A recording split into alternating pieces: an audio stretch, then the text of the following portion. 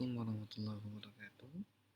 Baiklah, dalam kesempatan ini saya akan menjelaskan mengenai literatur searching dan literatur review.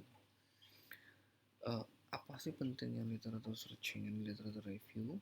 Yang pertama, literatur searching ini adalah langkah awal untuk melakukan literatur review. Kalau di awal step kita sudah salah dalam melakukan literatur searching, insya Allah nanti literatur review tidak akan maksimal. Oleh sebab itu, step-step dalam literatur searching ini harus diikuti sesuai dengan pola yang telah ditentukan.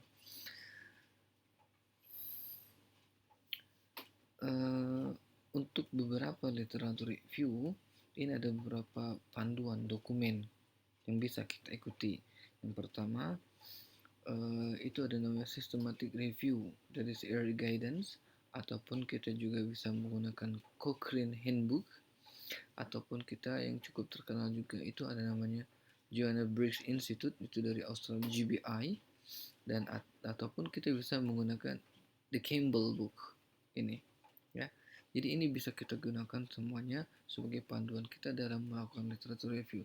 Akan tetapi literatur review ini tidak akan berjalan baik kalau literatur searching kita itu terjadi permasalahan atau dalam tanda kutip tidak sesuai dengan panduan yang telah dibuat.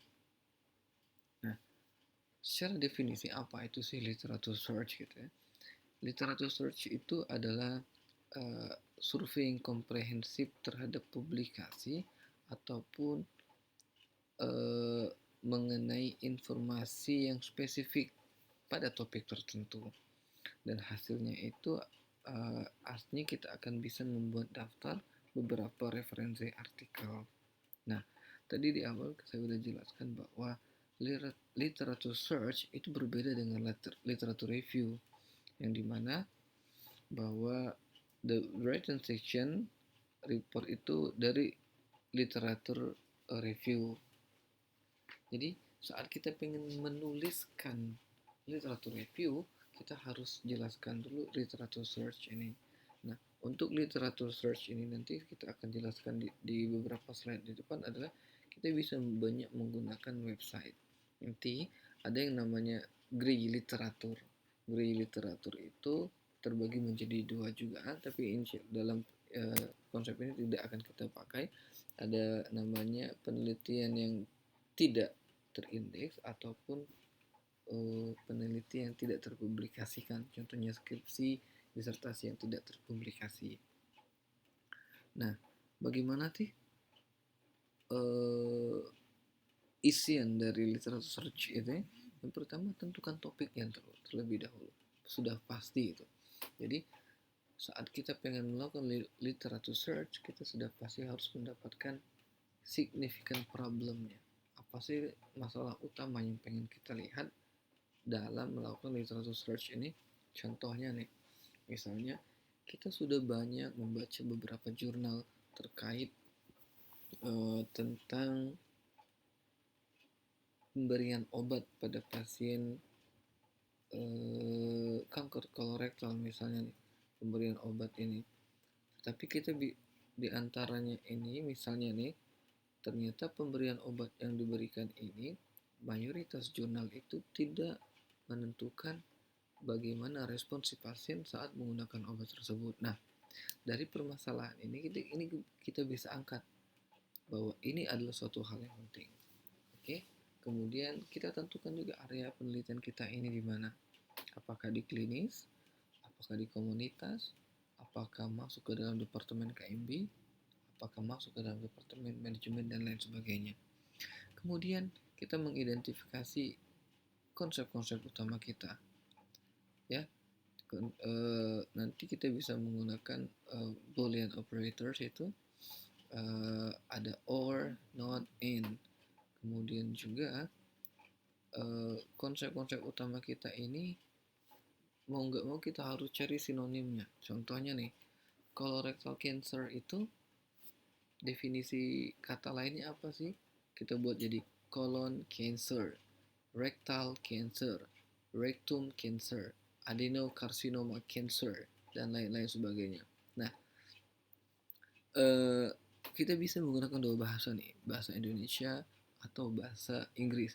Tetapi kalau kita contohnya nanti saat kita menggunakan EBSCO ataupun Prokes ataupun dari website yang ada di Perpusnas, itu mau nggak mau kita harus pakai bahasa Inggris karena bahasa Indonesia nggak ada. Untuk yang bahasa Indonesia itu kita bisa pakai menggunakan Google Scholar. Nanti itu kita akan diskusikan. Kemudian kita mencari search technique lainnya, kemudian cari keterbatasannya, dan kemudian kita refine, mendefinisikan penelitian kita. Nah, yang langkah awal ada tentukan apa yang kita cari, kemudian identifikasi topik penelitian kita. Untuk menentukan ini mau nggak mau, kita udah memiliki permasalahan. Untuk menentukan permasalahannya, kita bisa menggunakan pendekatan PICO, problem, intervention, comparison, outcome, ataupun bisa menggunakan pendekatan yang lainnya, ya. Jadi nanti di sini ada kita jelaskan itu apa saja sih. Nah, contohnya nih ada 3 konsep di sini. Ada 3 topik. Topik pertama itu closure, resettlement. Yang kedua, konsep kedua itu care homes. Topik ketiga itu the older people. Nah, close ini kita nama lainnya closure ini apa? Resettlement, patient transfer, service closure, care home closure, health facility closure. Nah, dari konsep awal ini, dari topik pertama ini, di mana sih kita bisa mendapatkan ini? Mau nggak mau saat kita mau mendapatkan ini, kita udah membaca terlebih dahulu artikel sebelumnya. Jadi nanti kita mau nggak mau baca dulu permasalahan yang ingin kita ketahui ini apa sih, nama lainnya apa sih, baru kita bisa mengembangkan ini. Oke. Kemudian yang kedua sama care homes, care management, community home, residential care, dan lain sebagainya. Dan juga sama dengan pada konsep yang ketiga. Jadi saat mengembangkan ini, topik 1, 2, dan 3 ini, mau nggak mau kita harus baca dulu artikel sebelumnya yang akan menjadi significant of issue kita, jadi permasalahan dalam melakukan literature searching. Ini tadi yang saya contohkan, kalau kita menggunakan PICO, jadi populationnya itu apa, interventionnya itu apa, comparisonnya itu apa, outcome measure itu bagaimana. Jadi population ini kita ambil dementia, kemudian intervention animal assisted therapy, kemudian comparisonnya itu ada music therapy, dan outcome measuresnya aggressive behavior. Nah, ke semua ini, dari mana sih konsep-konsep ini kita dapat? Artinya tadi kembali lagi, bahwa kita harus tahu dulu problem significant of issue itu apa. Kalau kita udah menemukan problem sebagai langkah utamanya, kita akan bisa memudah untuk mengembangkan ini. Nah, kalau kita lihat apa sih keywordnya, tadi sudah diskusikan di slide sebelumnya. Kita bisa menggunakan sinonim, kita bisa menggunakan thesaurus, kita bisa menggunakan medical subject heading, ya. Jadi kita bisa pakai di sana. Jadi kemudian cari di sini ada dementia, Alzheimer gitu kan. Ada Huntington disease, Clover-Lewy, dan intervensinya apa aja? Pet therapy, ada dog therapy, dog assisted therapy, dan lain sebagainya. Nah, tadi kembali step awalnya adalah kita harus paham dulu apa significant of issue, apa problem utama kita, kemudian kita kembangkan konsep kita tadi, bisa menggunakan PICO, kita cari thesaurusnya, kita cari mesnya, kemudian kita cari sinonimnya. Dan kemudian ini kita bisa menggunakan key term. Literature search itu adalah, ini juga sama seperti sebelumnya, kita harus cari sinonim untuk wanita itu apa, females misalnya kan, atau apalagi apakah woman, females, lady, ya bisa kita tulis seperti itu.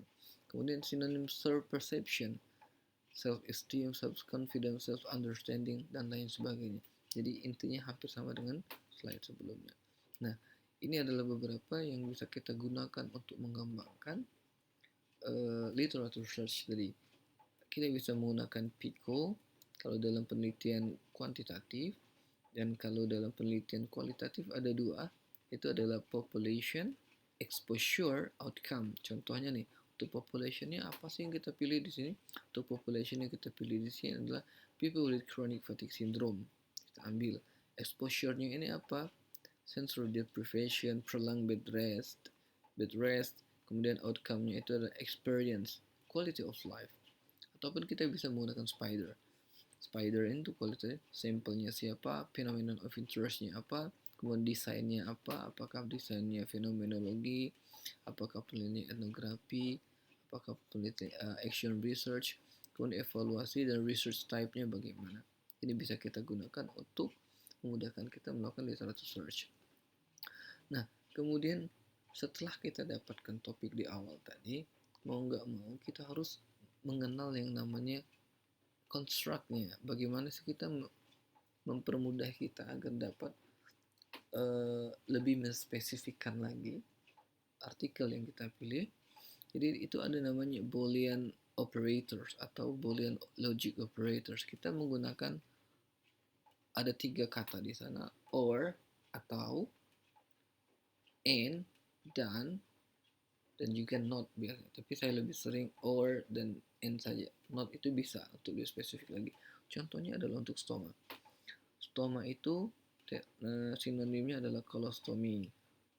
Nama lainnya adalah bowel cancer. Nama lainnya adalah rectal cancer. Nama lainnya adalah colon cancer. Nama lainnya adalah adenokarsinoma. Jadi kita bisa tulis tadi saat kita searching, konsep awalnya adalah stoma or colostomy or colon cancer or bowel cancer or rectal cancer or rectal cancer. Itu untuk konsep yang pertama. Kemudian misalnya kita ambil yang kedua. Yang kedua tadi adalah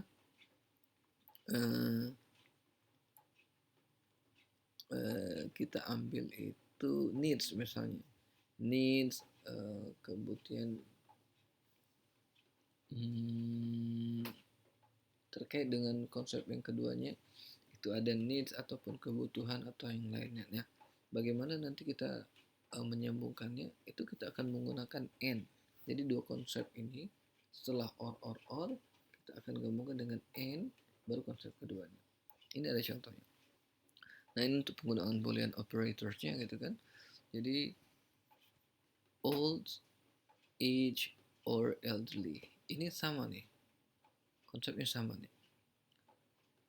Old itu untuk menunjukkan dia ngambil untuk pasien yang usianya tua saja. Kemudian kapan kita menggunakan N itu adalah kalau dua konsep tadi, old or age or elderly, and care home, care management, home care, dan lain sebagainya. Dan bagaimana kalau not ini akan lebih spesifik lagi, not United States or Canada or England or British dan lain sebagainya. Jadi dia mengeksklusifkan artikel yang akan kita dapatkan. Nah, setelah kita menggunakan yang pertama tadi adalah kita menemukan konsep kita, kemudian kita mengembangkan keyword kita, dan kita bisa menggunakan Boolean operator